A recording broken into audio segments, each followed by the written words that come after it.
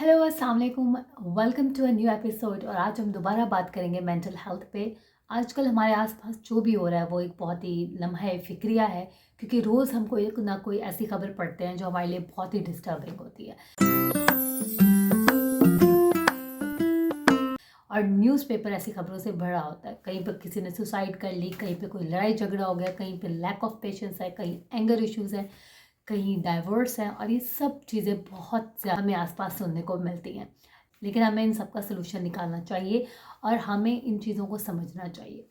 Psychology में मेरे interest की सबसे बड़ी वजह ये है कि ये उसकी वजह तलाश करता है। किसी भी बिहेवियर को अगर आपने रोकना हो तो आपने पहले उसकी वजह तलाश करनी है। तो 1926 में एक आदमी जो कि ज़हनी तौर पे बहुत ज़्यादा उदास होता है, तनाव का शिकार होता है और डिप्रेस्ड होता है, वो जाता है एक माहिर नफ्सियात के पास और जाकर अपनी अलामात बताता है और उससे कहता है कि मैं बहुत ज़्यादा बीमार हूँ, तो आप मुझे क्या तजवीज़ करेंगे। ना मुझे रात को नींद आती है, मैं बहुत परेशान रहता हूँ, मुझे घबराहट होती है, मैं बहुत ज़्यादा डिप्रेशन का शिकार हूँ। तो जो उनके डॉक्टर होते हैं वो उनको कहते हैं कि आप एक बहुत ही मज़ाहिया राइटर जिनका नाम है माइकल ज़िशिनको, आप जाके उनकी किताब पढ़ें।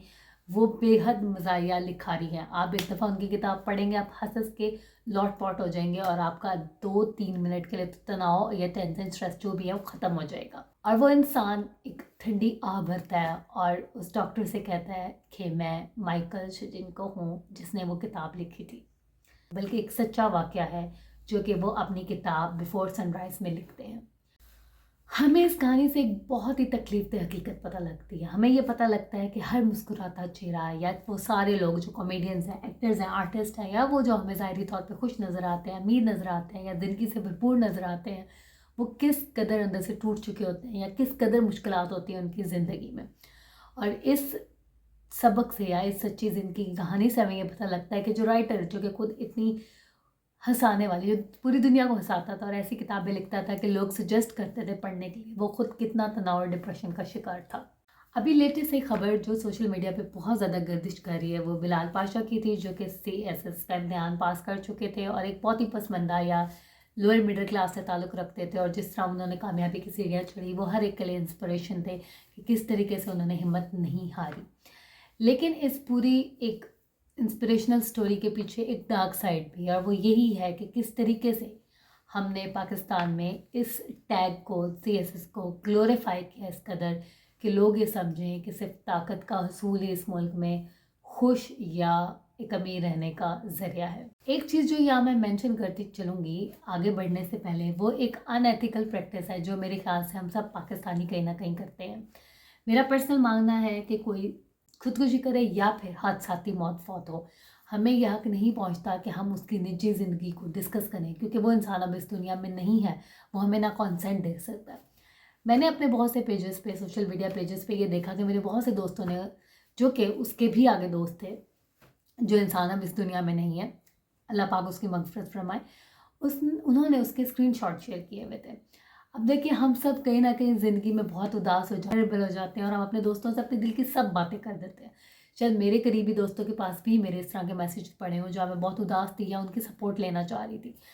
कल को खुदा ना खास्ता हम में से किसी को कुछ हो जाता है और वो मैसेजेस पूरी दुनिया के सामने जाते हैं। ना सिर्फ उनके घर वालों को पढ़ के तकलीफ़ होती है, बल्कि वो इंसान जो अब दुनिया में नहीं है उसका डिस्कशन हो रही होती है। बिलाल पाशा ने आखिरी बार जो चैट्स की थी वो जगह जगह वायरल हो चुकी हैं। और वो चैट कोई ये बताने का मकसद नहीं था कि मैं ज़िंदगी ख़त्म कर रहा हूँ। वो उन्होंने अपनी एक स्ट्रेस और उदासी अपने करीबी दोस्तों से शेयर की और उन दोस्तों ने उनकी इजाज़त के बगैर वो सबके सामने पेश कर दी। इवन कोई चला जाता, मेरा तो यहाँ तक मानना है कि उसकी तस्वीर शेयर करने से भी गुरेज़ करना चाहिए, क्योंकि वो इंसान अब इस दुनिया में नहीं है। हाँ, या तो वो पब्लिक फ़िगर है और बात हो सकती है, लेकिन अगर वो आपके ऐसे दोस्त हैं जो जगह-जगह अपनी पिक्चर्स शेयर नहीं करते, तो आपको चाहिए कि आप उनकी प्राइवेसी का एहतराम करें। ये बस एक छोटी-सी रिक्वेस्ट थी कि हमें किसी के जाने के बाद उसकी प्राइवेसी का एहतराम करना चाहिए, क्योंकि वो अब इस दुनिया में नहीं है जो हमें बता सके कि वो अगर ज़िंदा होता तो उसको ये सब पसंद आता कि नहीं आता। खैर, कमिंग बैक टू साइकोलॉजी, हम इस केस पे एक नज़र मैं इसलिए भी डालना चाह रही हूँ कि मैं पहले भी एक सुसाइड पे वीडियो बना चुकी हूँ, पर ये केस एक थोड़ा सा इसलिए डिफरेंट मुझे लगा पर्सनली, क्योंकि अक्सर सुसाइड हमारे यहाँ पे एक आम तासुर ये समझा जाता है कि लोग तब करते हैं जब वो नाकाम होते हैं, जो कि गलत नहीं है। मैं पिछले दिनों एक खबर पढ़ रही थी, उसमें यह था कि CSS की नाकामी पे एक इंतशी कर ली। अब एक तरफ नाकामी पे खुदकुशी हो रही है, एक तरफ कामयाबी पे खुदकुशी हो रही है। इससे मुराद ये है कि नाकामी और कामयाबी का खुदकुशी से कोई ताल्लुक नहीं है। इंसान जहाँ टेस्ट पास करने पे जान ले रहा है और टेस्ट ना पास करने पे जान ले रहा है, तो इसका मतलब मसला कहीं ना कहीं इंसान में खुद है। तो उसी मसले को आज यहाँ पे पेश करेंगे और देखेंगे कि ऐसा इंसान क्यों करता है, आखिर क्यों सब कुछ पा लेने के बाद भी इंसान अपनी ज़िंदगी ख़त्म कर लेता है। और कुछ जानने वालों ने ये तक बताया कि शायद तबई मौत थी, लेकिन जितनी मैंने अपनी तरफ से कंफर्मेशन करने की कोशिश की वहाँ पे यही था कि दिस इज़ अ सुसाइड। लेकिन अगेन मैं अपनी तरफ से कोई भी इस पर वर्डिक्ट नहीं दे सकती कि ये क्या था, लेकिन मैं एक जर्नल बात ज़रूर करना चाहूँगी कि सिर्फ यही नहीं, ऐसे दुनिया में कई वाक़यात हैं जहाँ लोग पैसा, शोहरत, दौलत सब होने के बावजूद भी खुदकुशी करते हैं। हम बेसिकली उन केसेस को यहाँ पे रखेंगे और डिस्कस करेंगे कि इंसान ऐसा क्यों करता है। अच्छा, नफ्सियात में एक टर्म यूज़ होती है जिसे हम कंडीशनिंग कहते हैं, क्लासिकल कंडीशनिंग। एक इंसान जो है वो अपने छोटे से बच्चे को डॉक्टर के पास लेके जाता है, और जैसे ही वो डॉक्टर के पास लेके जाता है, वो उसको इलाज वगैरह करने के लिए डॉक्टर के पास लेके जाता है, तो वहाँ देखता है कि वो बहुत ही महंगी फ़ीस मांग रहे हैं। वो देखता है कि वहाँ पे बहुत ही खूबसूरत लाइटें लगी हुई हैं, पूरा जो हॉस्पिटल है वो चमचमा रहा है और डॉक्टर साहब आ रहे हैं, इलाज कर रहे हैं। तो वो उस हॉस्पिटल से निकलने के बाद कहता है कि ये तो मेरे बच्चे की चीर फाड़ कर रहे हैं, ये तो इतने पैसे मांग लेते हैं, ये अस्पताल तो किसी काम का ही नहीं है। लेकिन जैसे ही वो उस अस्पताल से बाहर निकल के अपने बेटे के पास आता है, वो उसको कहता है कि बेटा अब तुम डॉक्टर बनोगे। और वो कहीं ना कहीं दिल में सोचता है कि मेरा बेटा भी इसी दिन इसी की तरह, इसी हॉस्पिटल की तरह एक दिन यहाँ बैठेगा, डॉक्टर बनेगा, कमाएगा, इसी तरह लोगों से पैसे लेगा। अब आप यहाँ देख रहे हैं कंडीशनिंग क्या है। एक तरफ आप उस चीज़ से शदीद नफरत कर रहे हैं, लेकिन दूसरी तरफ आप उस चीज़, यही हाल कुछ CSS का है। मिसाल के तौर पे हम हर उस शख्स से नफरत करते हैं जो हमसे आगे हो। मिसाल के तौर पे हम बड़ी बड़ी कोठियाँ देख के या बड़ी बड़ी गाड़ियाँ देख के ये ज़रूर कहते हैं कि ये पैसा हराम का होगा, या ये इंसान बेहतर नहीं है, या इतने बड़े पैसे वालों को क्या कदर, ये तो एलीट है, ये तो इस तरह की क्लास है, यहाँ पे कोई मोरालिटी नहीं, ये लोग ख़राब हैं, ये लोग ज़्यादा अमीर हैं, ब्ला ब्ला ब्ला। लेकिन जब भी इंसान इस तरह का कुछ कहता है, तो कहीं ना कहीं वो एहसास महरूमी का शिकार भी होता है। वो ये सब कुछ खुद भी पाना चाह रहा होता है, चाहे वो शऊरी तौर पे ये माने या ना माने। हम उस चीज़ की बुराई करते हैं जिसको हम पा ना सकते हों। नफ्सियात ये कहती है कि जब कंडीशनिंग होती है तो एक तरफ तो हम नफरत कर ही रहे होते हैं, लेकिन दूसरी तरफ हम वो चीज़ बनना भी चाह रहे होते हैं। मिसाल के तौर पे हर कोई आज पुलिस के बड़े बड़े ऑफिसर्स की बुराइयां करते हैं कि वो रिश्वत लेते हैं, इस तरह करते हैं, लेकिन आज किसी उस इंसान में से किसी एक को भी हाई रैंक में जॉब मिल जाए, वो पुलिस के ही पोजीशन में हो, तो मेजॉरिटी वहाँ जाना पसंद करेगी। शायद एक दो हों जो अपनी वैल्यूज़ पे स्टिक करें, लेकिन मेजॉरिटी चली जाएगी। सो बेशक हम जिस चीज़ से नफरत कर रहे हैं, लेकिन अगर वो हमें प्लेट में रख के मिले या ज़िंदगी में मेहनत से भी मिले, हम उसको ज़रूर हासिल करेंगे। बहुत से दोस्त भी CSS कर रहे थे, और उनमें से कई दोस्तों ने शायद मुझे भी कहा कि मैं CSS करूँ, क्योंकि उनको ऐसा लगता है कि अगर आपकी वास्ट सब्जेक्ट पे थोड़ी ग्रिप हो, या मुख्तलिफ तरह के शौक़ हो या नॉलेज हो, तो आप इस फील्ड में जा सकते हो, या अगर आपको करंट अफेयर्स का शौक़ हो तो। लेकिन बात सिर्फ यहाँ तक नहीं थी, बात सिर्फ नॉलेज तक होती, करंट अफेयर्स तक होती, एक थर्स्ट होता नॉलेज का, तो अलग बात थी। लेकिन असल बात वो लाल पीली जो भी बत्तियाँ कहते हैं उसका, वो जो खुशकी हैं, जो लाइफस्टाइल है, उसका था। डॉक्टर लाल खान जो कि एक कॉमरेड भी हैं और सोशलिस्ट पार्टी को बड़ी कामयाबी के साथ सोशलिज़म को सपोर्ट करते रहे हैं, वो एक बड़ी प्यारी बात कहते हैं और एक कोट कहते हैं जो मैं यहाँ कोट करना चाहूँगी, कि वो कहते हैं कि जो सबको मारने पर तुला है उसको सबसे पहले खुद मरना चाहिए। ये बहुत एक डीप सेंटेंस है, जिसका मतलब ये है कि अगर कोई इंसान आपको किसी एक तरफ जाने की तरगीब दे रहा हो, तो उसको वो काम सबसे पहले करना चाहिए। और शायद कहीं ना कहीं इसमें एक मर्दों का तनाव भी शामिल है। ओशो जो कि एक इंडियन सूफ़ी या गुरु माने जाते थे, उनका एक कोट मुझे बड़ा ही दिलचस्प लगा जो मैं आपसे शेयर करना चाहती हूँ। वो ये कहते हैं कि औरतें खुदकुशी के बारे में बहुत ज़्यादा बातें करती हैं, लेकिन खुदकुशी करती नहीं हैं। मर्द खुदकुशी के बारे में बात करना पसंद नहीं करता, लेकिन वो खुदकुशी करता है। जितना हम वेंट आउट करते हैं, जितना हम एक्सप्रेसिव होते हैं, उतना हम अपने अंदर से चीज़ें निकाल लेते हैं। मर्द जितना इस बारे में कम बात करता है, उतनी इसके अंदर शिद्दत होती है, जो कि इन चीज़ों में या अपनी जान लेने या फिर किसी और तरह के गुस्से करने में भी ज़्यादा दिखाई देती है, क्योंकि वो सारी ज़िंदगी इंटरनलाइज करते रहते हैं, और जितना किसी चीज़ को अंदर रखते हो वो उतनी ही बुरी तरह बाहर वापस आती है। अब हम आ जाते हैं कुछ साइंटिफिक बातों की तरफ, क्योंकि जब तक किसी चीज़ का साइंटिफिक बेस नहीं होती या लॉजिकल बेस नहीं होती, हमारे लिए कहना मुश्किल हो जाता है। नफ्सियात पे तो सबसे बड़ा शायद क्रिटिसिज्म भी लोग यही दिया करते थे कि ये सिर्फ बातें हैं, लेकिन जब रिसर्चर्स ने उन बातों को प्रूव करना स्टार्ट किया, जब एक्सपेरिमेंट साइकोलॉजी ने स्टेप इन किया तो लोगों को पता लगा कि ये सिर्फ बातें नहीं है, ये सालों की रिसर्चेज है। इसलिए मैं इस वीडियो में कुछ रिसर्चेज ऐड करना चाहूँगी और मैंने वो सारी रिसर्चेज इसमें ऐड की हैं जो कि इस मौजू पे हुई गई थी कि पैसा या शोहरत और ज़हनी सुकून, क्योंकि इस केस में ये चीज़ बहुत ज़्यादा नज़र आ रही थी। तो देखते हैं इंसान इतना ज़्यादा दौलत के पीछे क्यों भागता है और जब वो उसको मिल जाती है तो क्यों वो इतना ज़्यादा संगीन स्टेप ले सकता है कभी लाइफ। पहली रिसर्च जो है वो हार्वर्ड यूनिवर्सिटी में हुई थी जिसमें उन्होंने सेटिस्फैक्शन यानी इत्मीनान को देखा गया था मनी के साथ या पैसे के साथ। उनमें उन्होंने ये देखा कि हर वो इंसान जो ये सब हासिल कर लेता है तो वो अपनी दूसरी चीज़ों की तरफ ज़्यादा तवज्जो देता है, क्योंकि जो चीज़ आपको हासिल हो जाए आपका फोकस उससे हट के दूसरी चीज़ की तरफ जाता है जो आपके पास ना हो। मिसाल के तौर पे बहुत से लोग जिनके पास पैसा था, मिलीनियर थे, जो इस रिसर्च में पार्ट ले रहे थे, उन्होंने ये कहा कि वो ये महसूस करते हैं कि उनका कोई करीबी रिश्ता नहीं, उनके कोई करीबी दोस्त नहीं, उनकी फैमिलियाँ बहुत स्टेबल नहीं हैं, उनके ज़िंदगी में कोई ऐसा इंसान नहीं जो उनसे करीब हो। यानी उनकी सारी तवज्जो आप दौलत से हटकर अपनी फैमिलीज़ की तरफ आ गई हैं। क्यों? क्योंकि उनको दौलत की कोई फ़िक्र नहीं है। उसी तरह अगर आप गरीब इंसान देखें, शायद उसका पार्टनर बहुत अच्छा हो, उसके बच्चे उसके बहुत ख्याल रखते हो, सब कुछ ठीक हो ज़िंदगी में, लेकिन उसकी तवज्जो उस चीज़ पे नहीं जाएगी, उसकी सारी तवज्जो उस दौलत पे जाएगी जो उसके घर में मौजूद नहीं है। शायद ये इंसान की फितरत है कि वह हर उस चीज़ के पीछे भागता है जो मौजूद नहीं होती।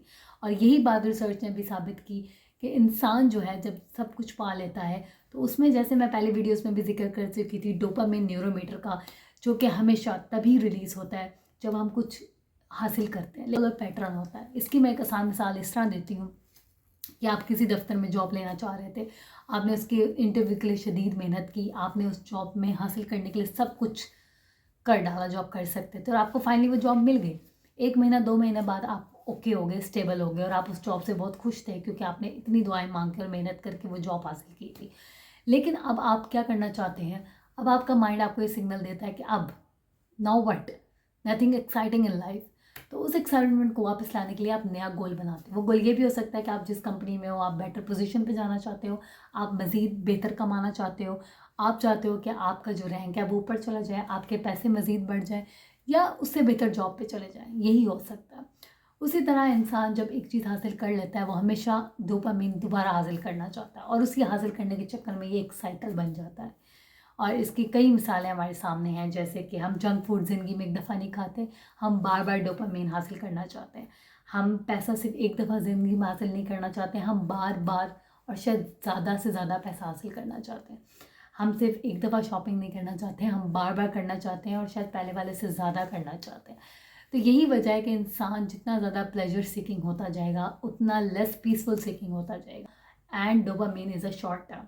मिसाल के तौर पे आपको रात को शदीद भूख लगी है और आपके पास 2 ऑप्शंस हैं। नंबर 1 कि आप नीचे जाएं, आटा गूंदें और रोटी पकाएं, और नंबर 2 आप फूड पांडा से बर्गर मंगवाएं।